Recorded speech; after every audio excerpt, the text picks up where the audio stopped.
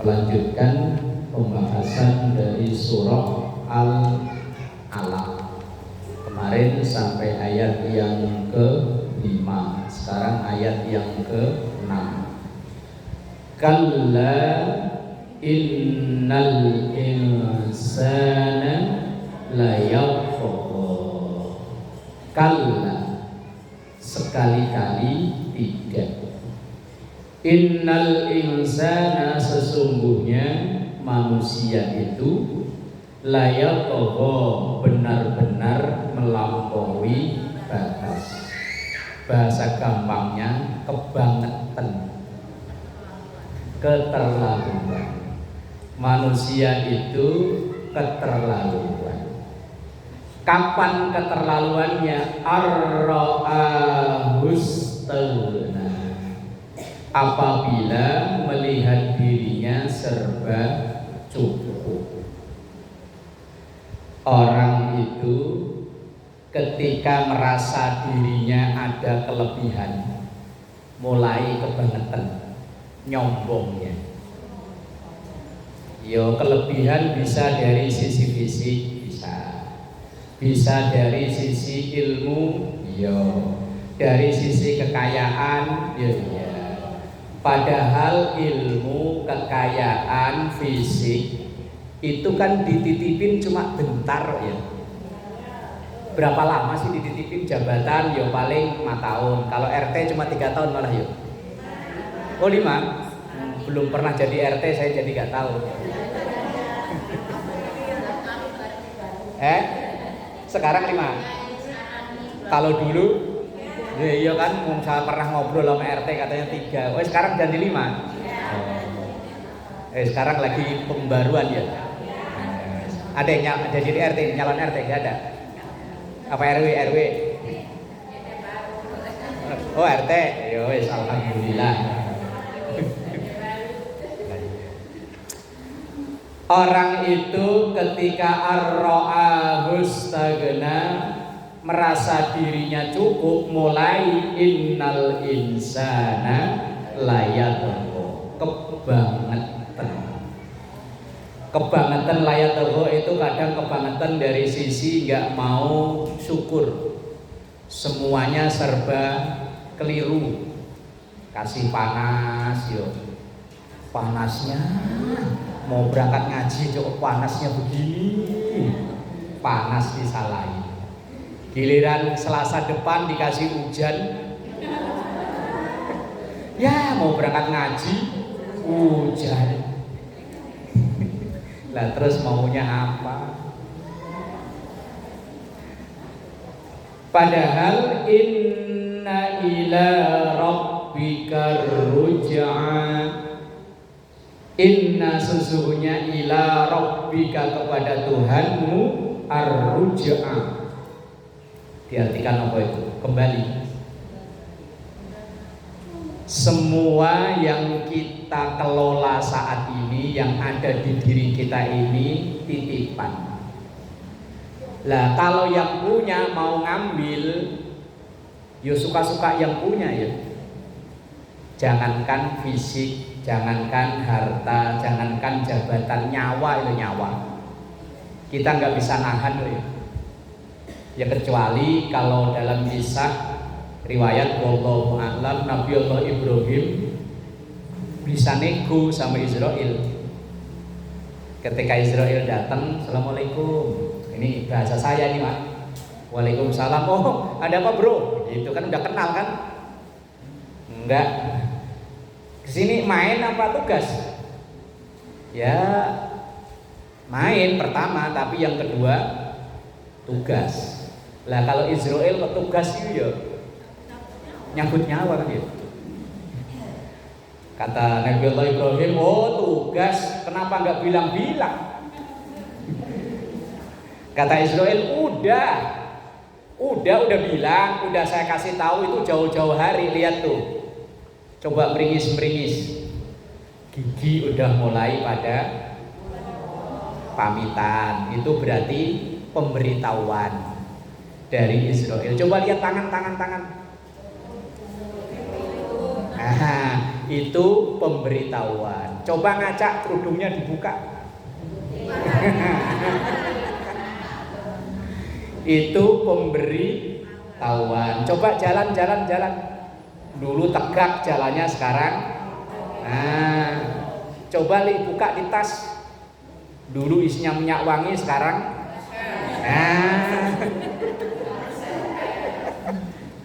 itu udah pemberitahuan, cuman kita nggak ngeh. Dulu itu makan segini rasanya enak banget. Sekarang makan nasi uduk yang cuman segini aja kadang dimakan 2 kali.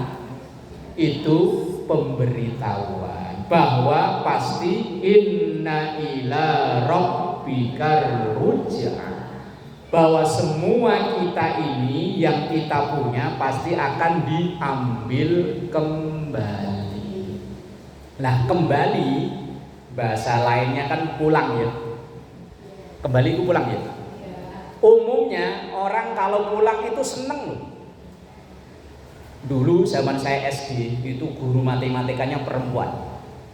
Itu asal disuruh maju nggak bisa ngerjain, dicubit itu ini sampai gosong.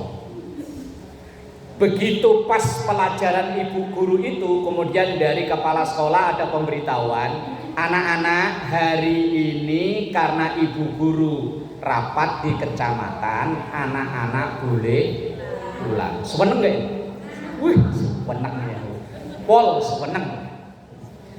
Tahun 2000 saya pertama kali merantau ke Jakarta. Besok mau rencana pulang kampung, semalam gak bisa tidur deh.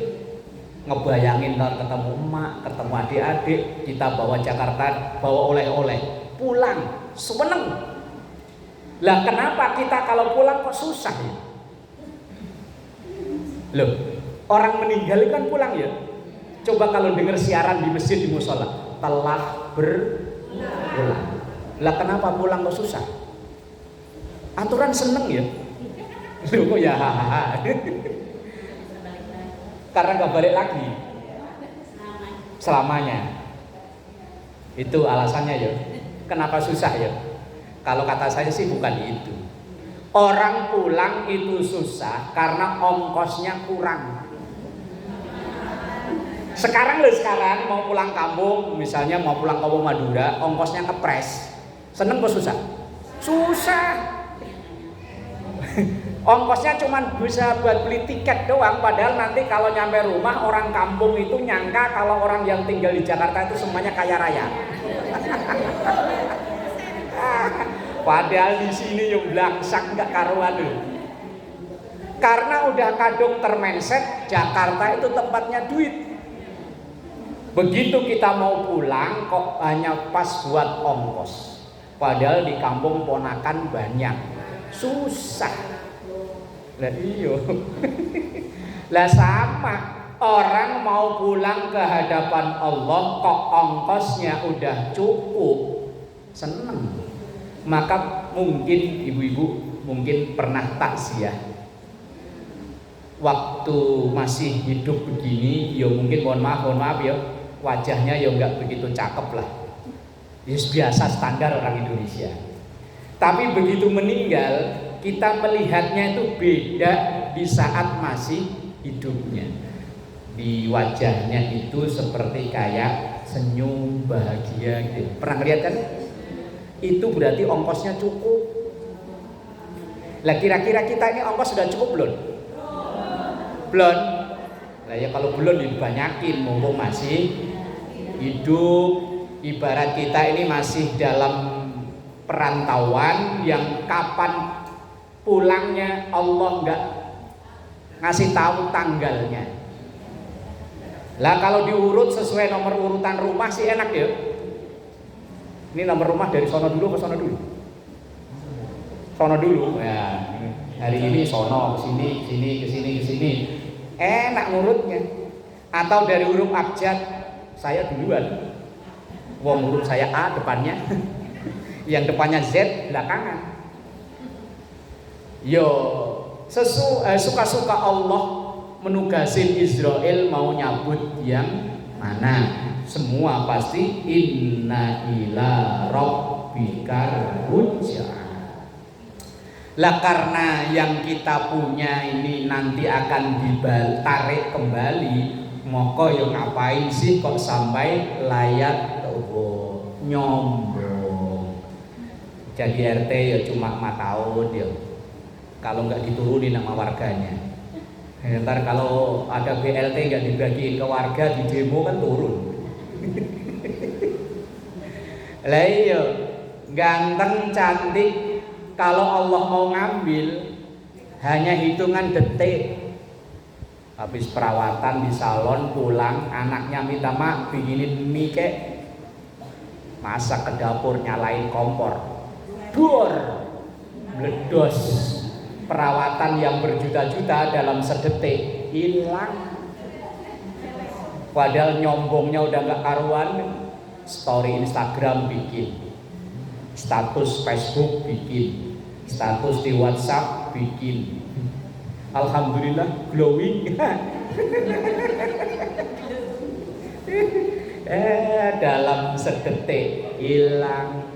Duit yang kita punya, kekayaan yang kita punya, yo dalam sedetik bisa hilang. Jangankan duit loh Bu, semua yang ada di bumi ini kan sifatnya hanya gantian ya. Gantian. Rumah yang kita tempati saat ini itu entah kapan ya diganti ditempati orang lain. Karena dulu kita yang gantiin orang tempat lain. Kadang pasangan hidup aja gitu ya. Suami sama istri. Kalau saya ya istri, sekarang masih jadi istri. Bulan depan ya kadang udah pindah. Nah iya kan banyak kan kasusnya. Apalagi kalau melihat di TV.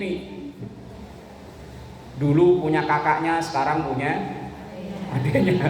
Dulu punya tetangganya, sekarang sebelah beda rumah. Yo wis makanya lo kalla innal insana layatgha. 3 ayat ini berturut-turut itu mengingatkan kita bahwa jangan sampai kita menyombongkan terhadap apa yang dititipkan oleh Allah, karena semua yang dititipkan oleh Allah inna ila rabbika ruj'a, pasti akan kembali.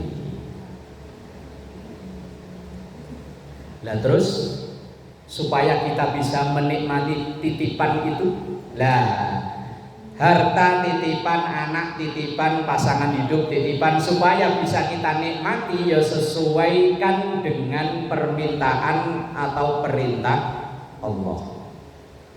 Kita ini semua kan sayang ya sama harta kita ya. Apa enggak? Jangankan kita yang tua, anak kecil punya mainan diambil, marah. Apalagi kita yang bocah tua begini ya.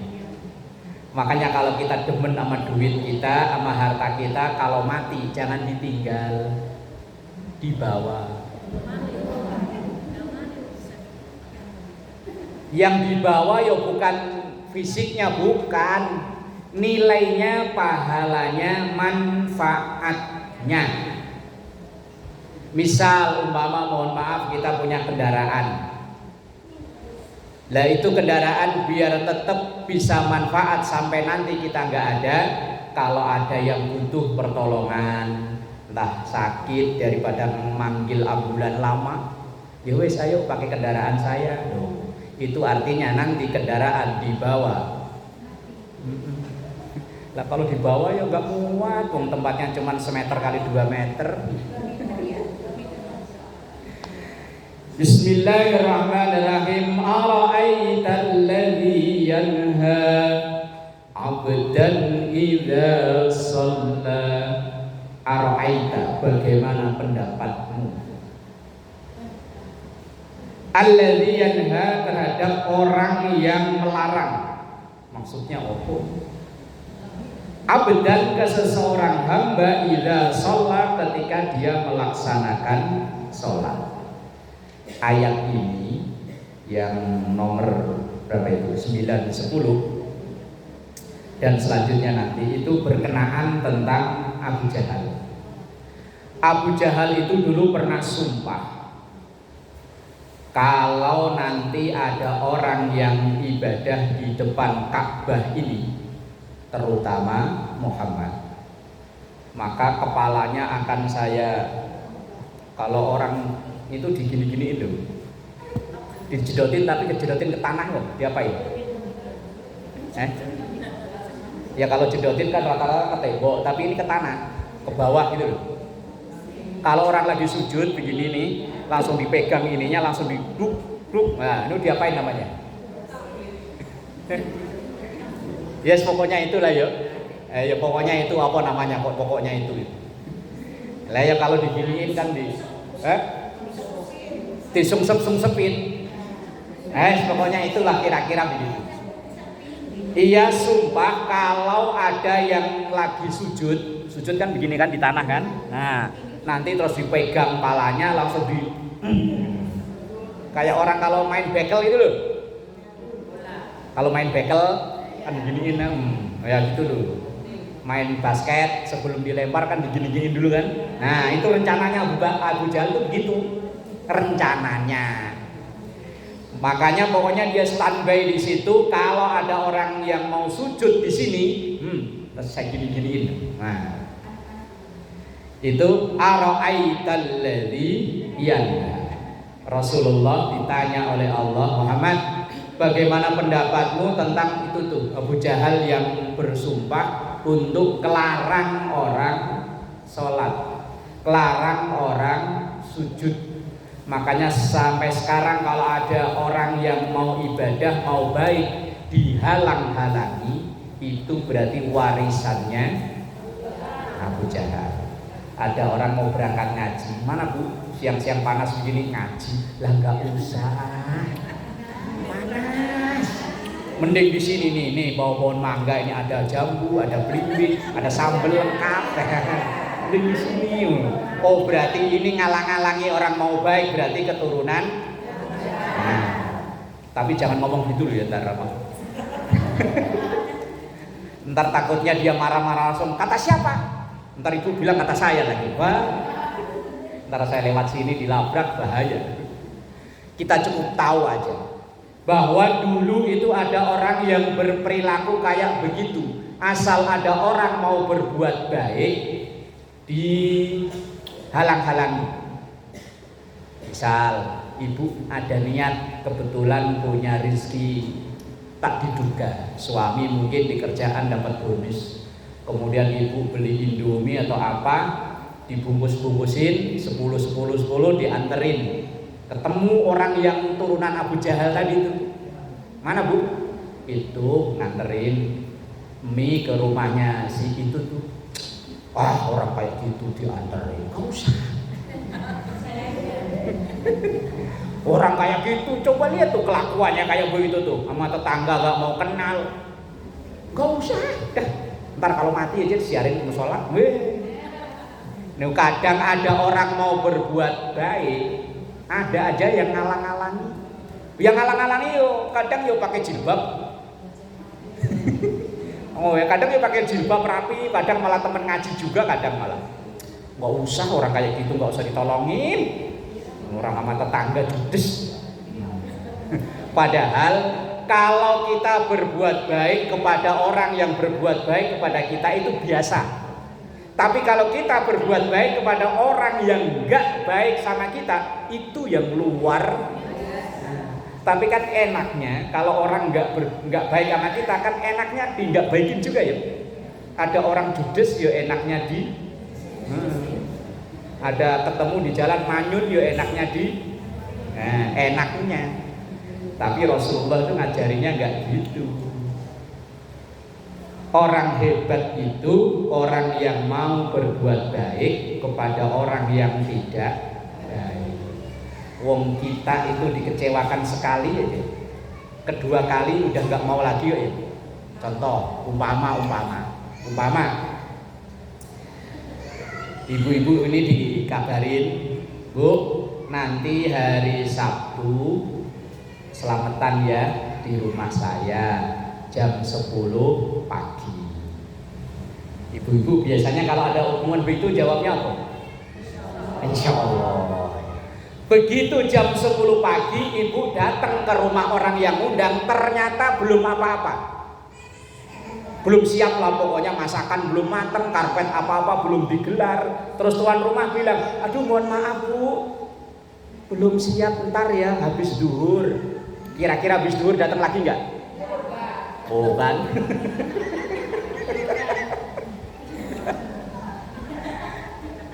Lah iya, kira-kira loh, tuan rumah bilang, aduh mohon maaf bu, nanti ini belum siap, cateringnya juga belum datang, ini nanti ya habis duhur. Sepakat ya? Ntar habis duhur kira-kira datang lagi apa enggak? Kenapa? Kecewa.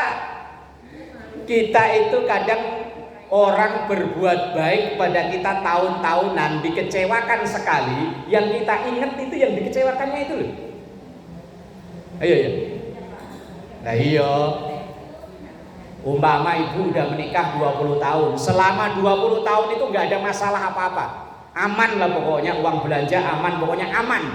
Lah ndilalah.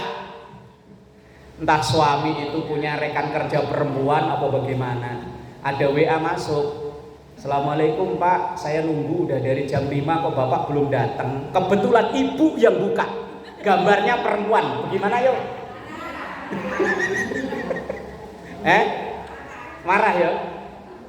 Padahal ini janjian rekan kerja loh. Nunggu jam 5 karena ada mau transaksi.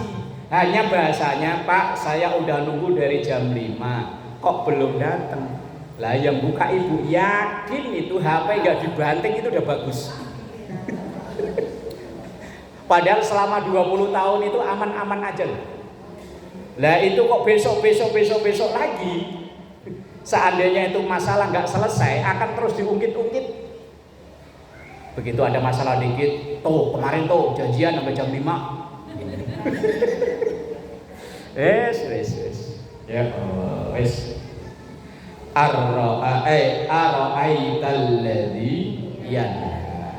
Bagaimana pendapatmu tentang orang yang melarang, yaitu Abu Jahal? Abdan, seorang hamba yang dituju awalnya adalah Rasulullah. Idza shalla, ketika mau sholat. Artinya orang yang melarang, menghalang-halangi orang lain berbuat baik. Ara'aita in kana 'alal huda. Bagaimana pendapatmu jika dia orang yang dilarang? Orang yang dicegah, dihalang-halangi mau berbuat baik itu alal huda, itu orang yang benar. Au amara bit taqwa, atau dia yang menyuruh bertakwa kepada Allah. Ini Rasulullah ditanya tentang dua pihak yang berlawanan. Yang satu orang kaya, diwakili Abu Jahal, penguasa. Kemudian yang dilarang itu orang yang ekonominya nggak bagus, Rasulullah dan para sahabat. Rata-rata awal masuk Islam kan rata-rata yang kismin, baru kesini baru banyak yang kaya-kaya baru masuk Islam. Nah, bagaimana pendapatmu Muhammad tentang itu? Tentang orang yang ngalang-alangi kebaikan, sementara orang mau berbuat baik, orang yang dalam petunjuk Allah, orang yang nyuruh pada ketakwaan kok dihalang-halangi. Ara'aita in kadzdzaba wa tawalla. Bagaimana pendapatmu jika orang yang ngalang-alangi itu kadzdzaba? Kadzdzaba itu mendustakan, enggak percaya dengan Allah dan Rasulnya. Wa tawalla, dan dia berpaling. Kemudian langsung menjelaskan alam ya'lam bi annallaha yara. Apakah mereka itu tidak tahu, dia itu tidak tahu, bi annallaha, sesungguhnya Allah itu yara. Yara itu melihat, mengetahui semua yang kita lakukan, Siapa aslinya yang ngalang-alangi, siapa aslinya yang memfasilitasi, Allah semuanya tahu, semuanya lihat. Biar ketika ngalang-alangi itu gak ada orang, ketika kita ngojok-ngojoi orang supaya nggak ngaji, supaya nggak jadi sedekah, nggak ada orang, Allah tetap bi annallaha yara. Allah itu melihat. Karena CCTV yang dipasang oleh Allah itu super canggih dan nggak pernah error. Raqib atid. Ma yalfidhu min qaulin illa ladaihi raqibun atid. Apapun yang kita lakukan, yang kita ucapkan, semuanya tercatat oleh dua malaikat Allah, Raqib dan Atid. Cuman sekarang Raqib Atid kayaknya tugasnya mulai ringan. Karena banyak orang yang udah nyatetin amalnya sendiri-sendiri. Kalau dulu cuma Bang Madid, ingat Bang Madid ya? Bang Madid yang bawa buku panjang, tebel, asal habis sedekah catat, habis sedekah catat. Ingat ya? Nah, sekarang ternyata banyak yang niru. Habis ngaji status, habis sedekah status.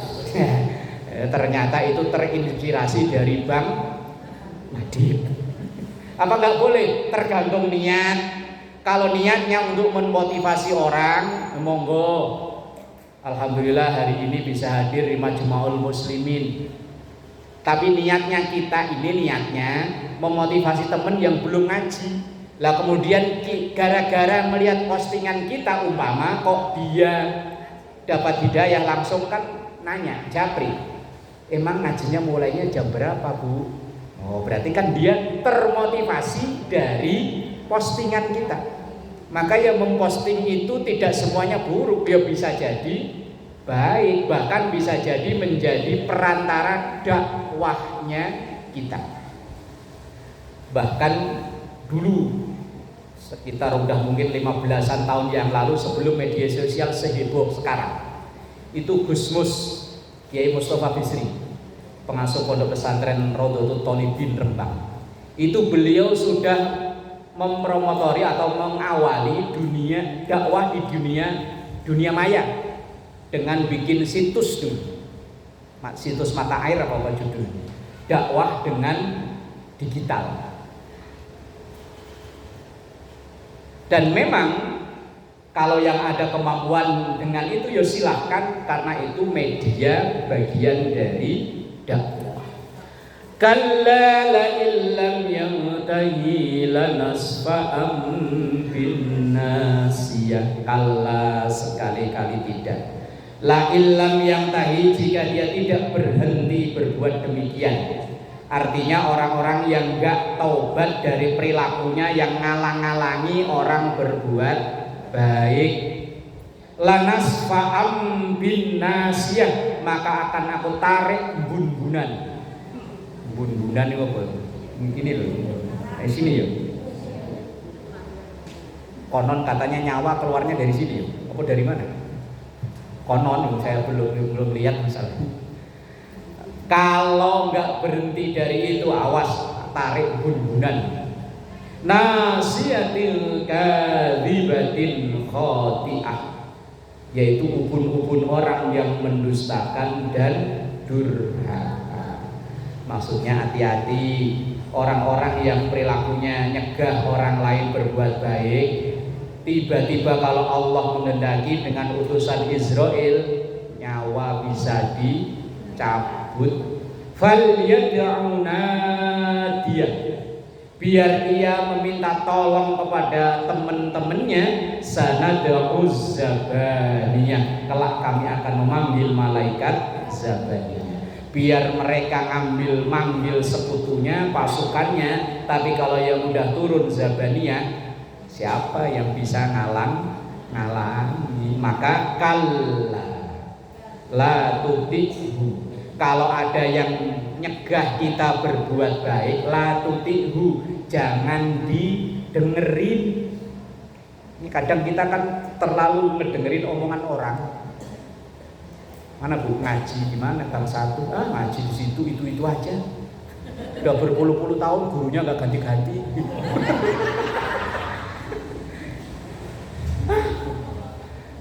Perintah Quran, kalau ada orang yang mau ngalang-alangi kita berbuat baik, la tuti'hu, jangan diikutin, jangan didengerin.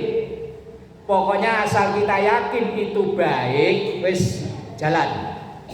Anjing menggonggong, wis pokoknya terus jalan. Asal kegiatan itu kita yakini baik, jalan terus. Biar orang ngomong apa, la tuti'hu. Ayatnya kita udah hafal ya. Kita mau berbuat baik kok dialang-alangi, wis la tuti'hu, jangan diikutin, jangan didengerin, wis bodoh amat. Karena kalau kita terlalu mengikuti omongan orang, nggak maju-maju. Kadang orang yang maju itu kadang yang orang yang agak cuek-cuek gitu. Loh bener. Ini mungkin pernah saya cerita. Ada orang mau jual keledai. Awalnya keledai itu dituntun berdua, bapak sama anak.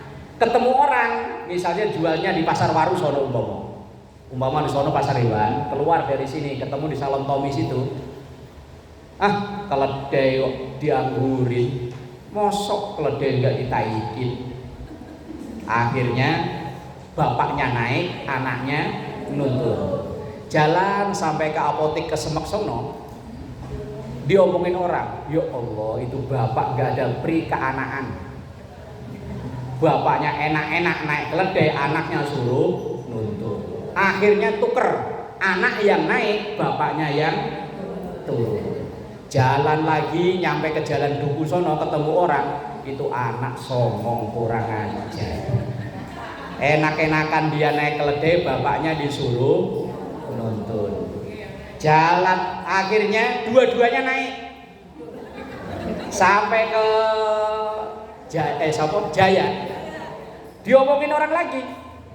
Itu dua orang gak ada perkeledaian. Keledai kecil ditaikin berdua, salah lagi kan? Dituntun berdua, salah. Bapaknya naik, salah. Anaknya yang naik, salah. Dua-duanya naik, salah. Akhirnya nyari bambu yang gede, keledai diikat, dipikul berdua. Lah begitu nyampe depan pasar Waru sono, niatnya mau jual keledai tapi keledainya dipikul. Orang yang dagang dikirain keledai sakit, akhirnya nggak laku dijual. Itu sama kalau orang terlalu dengerin kata orang. Umpama Bu, ibu punya anak. Pertama, ibu anaknya sekolah di mana? Sekolah di SMP. Sekolah di SMP zaman sekarang ini main HP nggak bisa ini. Akhirnya kita kepikiran, akhirnya pindahin ke pesantren. Begitu di pesantren, jangan harap ada orang setuju semua. Ih, anak kok dibuang-buang jauh di pesantren, nggak kasihan apa? Ih, anak ya Allah masih kecil udah hidup jauh, nyuci sendiri, masak sendiri kayak Caca Handika. Ya. Nah iya kan masak sendiri. Kalau kita yakin, udah pokoknya anak saya cocoknya di SMP, jangan dengerin kata orang. Anak saya cocoknya di pesantren, masukin pesantren. Wes pokoknya kalau kita yakin, dengan kita konsultasi kepada orang yang ahlinya itu maksudnya guru-guru kita, tanya ke orang-orang tua kita, Mak, ini anak saya bagusnya di mana? Udah kau melihat anakmu sih kayaknya fisiknya bagus, ini laki-laki, coba masukin ke tentara, umpama ke polisi. Asal kita yakin, jalani. Kalau dengerin kata orang, orang di rumah terus salah, keluar rumah yo. Orang kok di rumah mulu, kayak nggak punya tanggungan anak istri, salah kan? Begitu dia keluar orang kok ngayap, aja nggak peduli apa anak istri. Ya terus makanya ya kadang orang hidup itu perlu cuek. La tuti.